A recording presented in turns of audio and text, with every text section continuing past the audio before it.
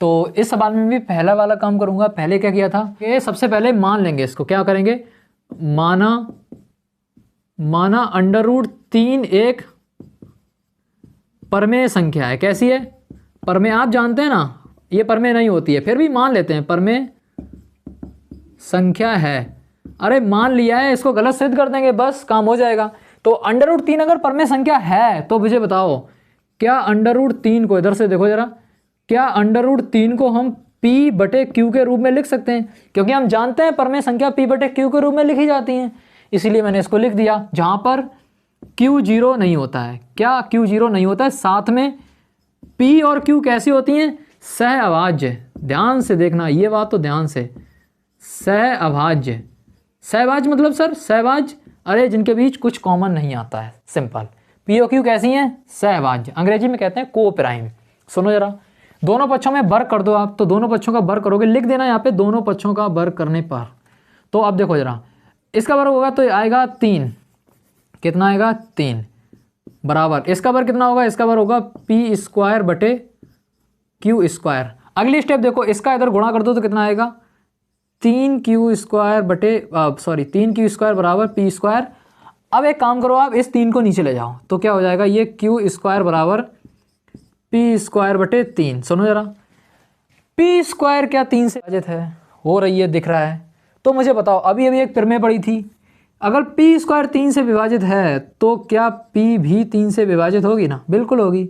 चलो मान लेते हैं P का 3 से भाग दिया गया और कुछ आया C, कुछ तो आएगा ना, चलो मान लेते हैं वो आया C के बराबर।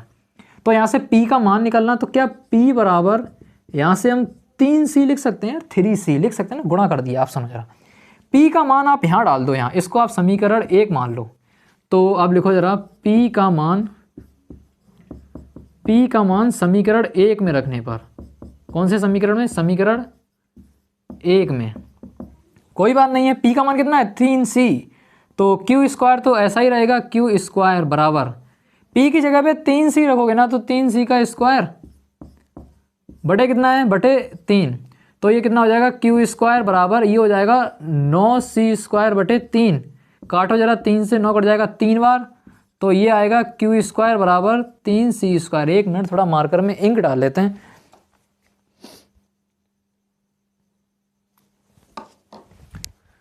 अब जरा देखो, Q² बराबर कितना आया, 3C²। तो अब सुनो जरा, इस 3 को आप नीचे ले जाओ तो कितना हो जाएगा, Q²/3 बराबर C²। अरे यहाँ से देखो, क्या Q² 3 से विभाजित हो रहा है, अरे कट रहा है, देखो ना यार, भाग दिया जा रहा है। अब सुनो जरा, अगर Q² 3 से विभाजित है तो क्या Q भी 3 से विभाजित होगा, अरे अभी अभी फिर में पड़ी थी ना। चलो, अगर Q 3 से विभाजित है मतलब Q का 3 से भाग दिया जा रहा है, मान लेते हैं भाग देने के बाद कुछ आ रहा है, मतलब मान लेते हैं D आ रहा है, अभी अभी जैसा पिछले सवाल में किया था। चलिए मान लेते हैं D आ रहा है, तो यहाँ से Q का मान कितना निकलेगा, 3 का इधर गुणा कर दो, Q बराबर कितना आएगा, Q बराबर 3D। अरे अरे अरे देखो देखो देखो देखो कहाँ पे, हाँ, P बराबर क्या आ रहा है, 3C। मैं P को भी एक साथ लिख रहा हूँ, देखो जरा, ये इसे बॉक्स में बंद कर लो। देखो P बराबर कितना आया, 3C, Q बराबर कितना आया, 3D। अरे ध्यान से देख रहे हो क्या, P और Q में दोनों में क्या 3 कॉमन आ रहा है, और अभी अभी आप क्या मान के आए हैं, P और Q सहभाज्य हैं। इसका मतलब जो हमने माना था वो गलत है। अरे बस हो गया।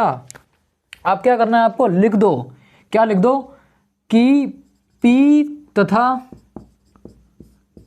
Q में 3 कैसा है, कॉमन है, 3 कॉमन है, लेकिन ऐसा लिख देना, P तथा Q में 3 कॉमन है, अतः ऊपर जो माना था, ऊपर, या ऐसा लिख देना, अतः हमने जो माना था वह गलत है। कैसा है, गलत है, अतः √3 एक परमेय संख्या माना था, वो तो होगी नहीं, तो अतः √3 एक अपरमेय होगी, √3 एक अपरमेय संख्या होगी। कैसी होगी,